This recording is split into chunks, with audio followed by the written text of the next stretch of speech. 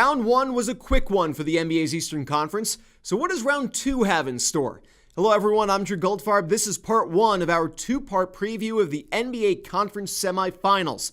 Today, we're focused on the Eastern Conference, where the 4 favorites went a combined 16-2 in the opening round.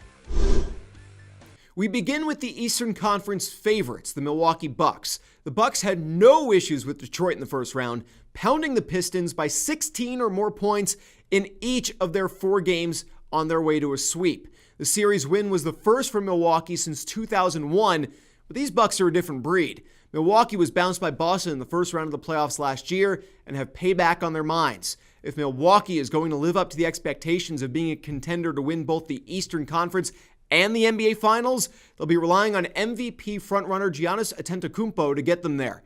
He averaged a double-double in the regular season and posted 3 double-doubles in round 1. The only game in which he didn't, the series-clinching Game 4, where he ended up with 9 rebounds and 41 points. On the other end of the floor, the Boston Celtics also swept their first-round opponents. Celtics hardly ran away from the Indiana Pacers in their sweep, with Indy staying competitive in all 4 games. Their depth 1 year ago allowed them to overcome injuries to beat the Bucks in round 1. This year, Kyrie Irving, Jason Tatum, and company are healthy. Irving averaged 22.5 points and 7.8 assists in the first round, with Tatum just over 19 points, and Al Horford averaging a double-double at 11 points and just over 10 rebounds a game. In the regular season, Milwaukee went 2-1 against Boston. It was pretty much a given that round 1 would end up as it did for the Bucks, and Boston was expected to win their series as well. The rematch of last year's opening round certainly worth some attention, as it'll provide Milwaukee's first test on their journey to try and be the first Eastern Conference team to make it to the NBA Finals without LeBron James since 2009. I don't see that journey ending here, and the money line really agrees with that too. May not be worth it for the payout value, but this series belongs to the Bucks. On the other side of the bracket, both higher-seeded teams won their series 4-1. Toronto Raptors had a bit of a scare in Game 1 when they fell to the Orlando Magic 104-101.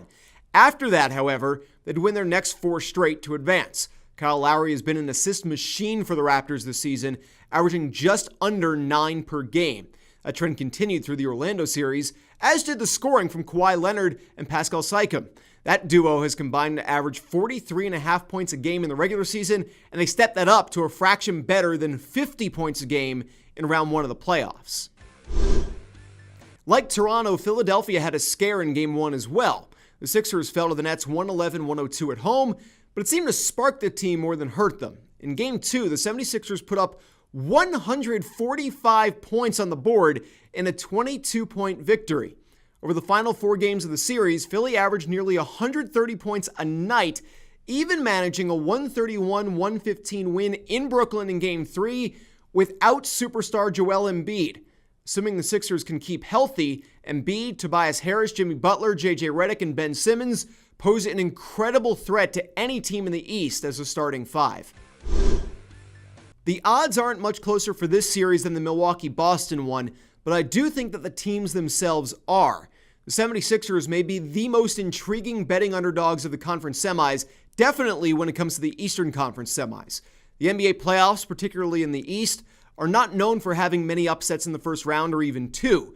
That said, I think this series is open for an upset. I'd be taking the 76ers in that nice 2-1 payout on the money line. As long as Embiid stays healthy, I think the Sixers have to be considered a contender to win in just about any series they'd be involved in. That money line seals this pick for me here. So who do you think makes it to the next round in the conference finals? Let us know in the comments below. Make sure to like, share, and subscribe, and make sure to come back to the Odds On Favorites YouTube channel and gamblingsites.org for part 2 of our conference semis preview. That will be on the way shortly. I'm Goldfarb. See you next time.